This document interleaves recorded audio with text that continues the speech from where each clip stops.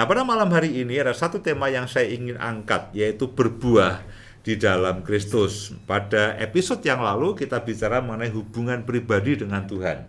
Ya, saya masih ingat bahwa ini merupakan kelanjutan. Hubungan pribadi dengan Tuhan artinya bahwa setiap kita punya kerinduan, kita punya komitmen untuk menjadikan Tuhan itu Tuhan secara personal dan pribadi. Kita menjadi orang Kristen bukan hanya sekedar agama kita Kristen, bukan sekedar karena kita mengikuti apa yang diperintahkan manusia dengan semua liturgi, dengan semua tata cara ibadah. Itu semua baik, itu semua menolong, tapi kita harus bertumbuh ke arah bahwa Tuhan kita itu adalah Tuhan pribadi. Makanya dikatakan, akulah Allah Abraham, akulah Allah Ishak, akulah Allah Yakub. Artinya dia menjadi Allahnya pribadi Abraham, Allahnya pribadi Ishak, Allahnya pribadi Yakub, dan juga Allahnya pribadi setiap saudara dan saya. Saudara tanya, apa Tuhan tidak bingung menjadi Allah demikian banyak orang? Tidak, saudaraku, ya, Allah kita itu ajaib loh. Saudara aja, setiap saudara punya akun sendiri, Instagram, Facebook aja, yang punya IG juga tidak, yang operatornya juga tidak bingung dan sebagainya. Apalagi Tuhan kita. Ya, setiap saudara itu di dalam surga itu ada passwordnya masing-masing.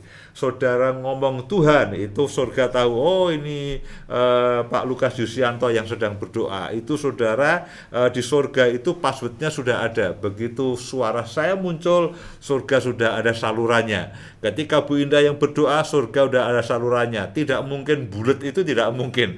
Lalu salurannya Bu Indah nyelonong ke saluran saya. Itu tidak mungkin. Artinya apa? Tuhan itu ingin setiap saya dan saudara itu punya hubungan personal, punya hubungan pribadi. Saudara bertanya, Pak, cara praktisnya bagaimana? Saya selalu katakan, sediakan waktu teduh pribadi secara pribadi.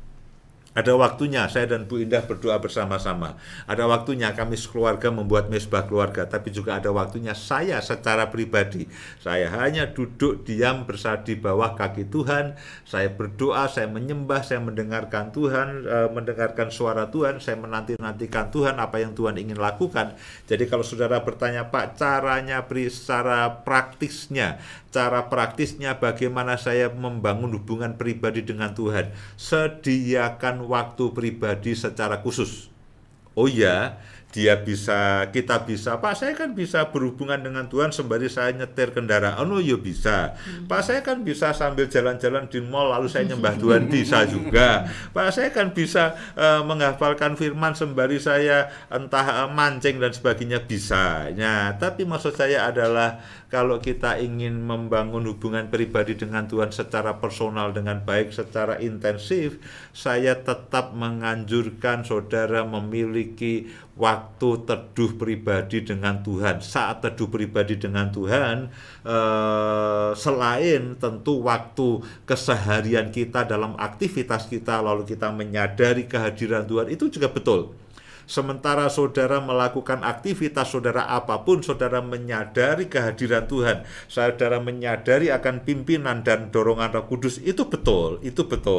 Tapi juga saya tetap menganjurkan, ya, saudara punya saat teduh pribadi, saudara membaca firman Tuhan secara pribadi, saudara berdoa secara pribadi, menanti-nantikan Tuhan secara pribadi, duduk menyembah Tuhan secara pribadi, sehingga saudara betul-betul hubungannya itu personal. Ya, selain saudara beribadah di gereja, saudara beribadah di persekutuan, saudara ada di dalam persekutuan rumah tangga, ada waktunya kita berkumpul bersama dengan teman-teman seiman yang lainnya, tapi juga ada waktunya saudara itu betul-betul hanya dengan Tuhan, tidak ada yang lainnya.